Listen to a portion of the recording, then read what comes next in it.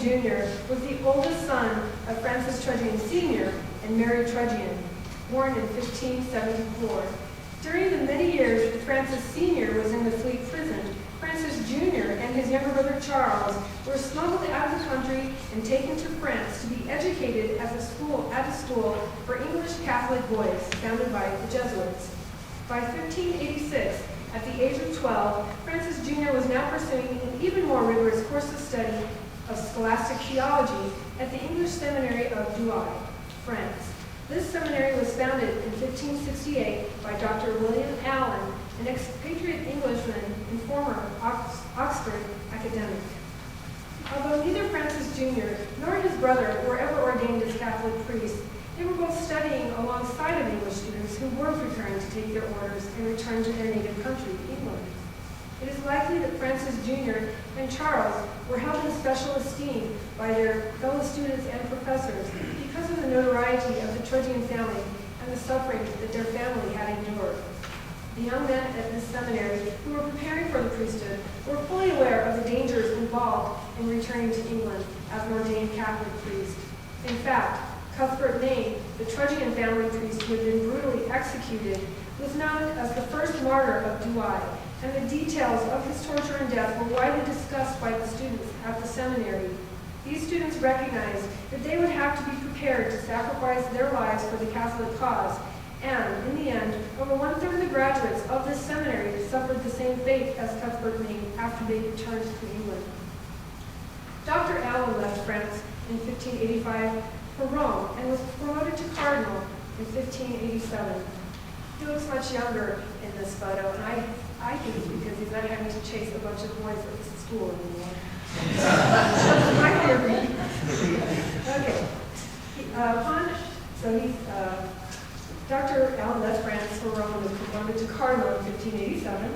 Upon graduation in 1592 from the English College in France, Francis Jr. also went to Rome to work as a personal chamberlain to Cardinal Allen. Allen described Tregian as being, quote, very noble, age 20, secular meaning unordained or a lay person, of a most felicitous disposition, learned in philosophy, music, and the Latin language. His father, formerly rich, is for the Catholic faith condemned in London to perpetual imprisonment and confiscation of all property, and lives from alms, he and his wife and children, unquote. When Allen died in 1594, Francis Tregian Jr. had the honor of writing and delivering Allen's funeral oration. Because of his formidable language skills and personal contacts, Francis Tregian Jr. remained in Rome, working alongside many prominent churchmen. By 1603, Tregian had left Rome for Brussels, which was then part of the Spanish Netherlands. Here he worked for the Spanish Archduke, Albert.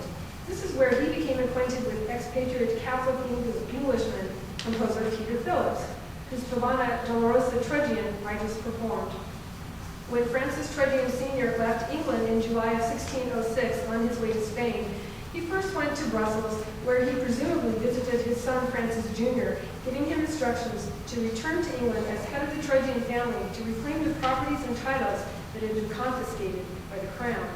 By December of 1606, Francis Jr. was back in England and beginning the task of reclaiming possession of his family's estate, which had been given to Elizabeth's cousin, the Knight Marshal, George Carey, the very man who had arrested Francis Sr. By now, Carey was dead, but his widow was willing to negotiate with Tregian Jr. In 1607, Francis Tregian Jr. repurchased most of his family's lands back from Carey's widow. He financed this through loans, most likely from his relatives. He paid her the first installment of £2,000 and arranged to pay the balance of £4,500 by 1613. Unfortunately for Tregian, though, tighter anti-Catholic laws were passed by Parliament in 1605, stemming from an assassination attempt on James I and his family. Tregian was convicted of recusancy and was thus liable to pay substantial fines for not attending church. In addition, his newly acquired property was again subject to confiscation by the crown. After several years of wrangling with creditors and attempting to lease or sell some of the property, Francis Tregian Jr. was sentenced to the Fleet prison by 1614, just as his father had been, not so much for his religious beliefs, but for his debts. While Francis Jr. was incarcerated at the Fleet, he undertook a project of transcribing copious amounts of music by hand, which number over 2,000 compositions, including more than 1,200 vocal works and the 297 keyboard pieces of the Fitzwilliam Virginal Book. Francis Tregian Jr. died in 1617, and these handwritten music manuscripts must have been considered to be extremely valuable, even in their own day, because, after his death, a struggle erupted over who should have possession of those manuscripts between the warden of the Fleet and Tregian's sisters. With the help of another aristocratic inmate at the Fleet, the sisters were able to smuggle the manuscripts out of the prison while the warden was away.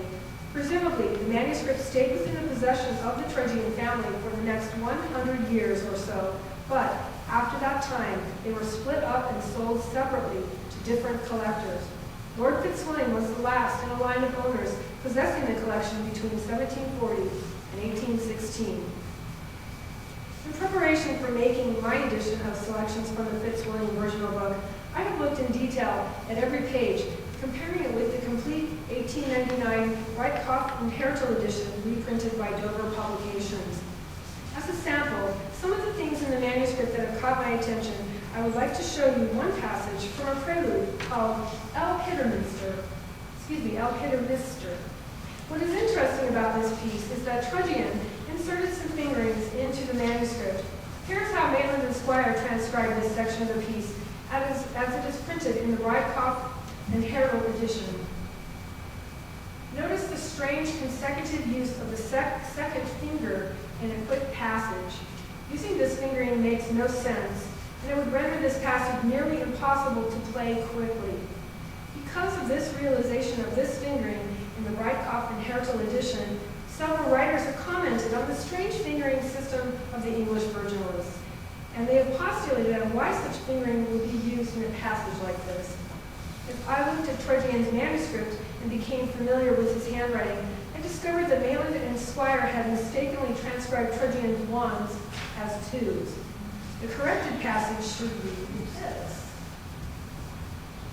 I've tried to underline the ones with the little red line that used to be twos in the printed edition.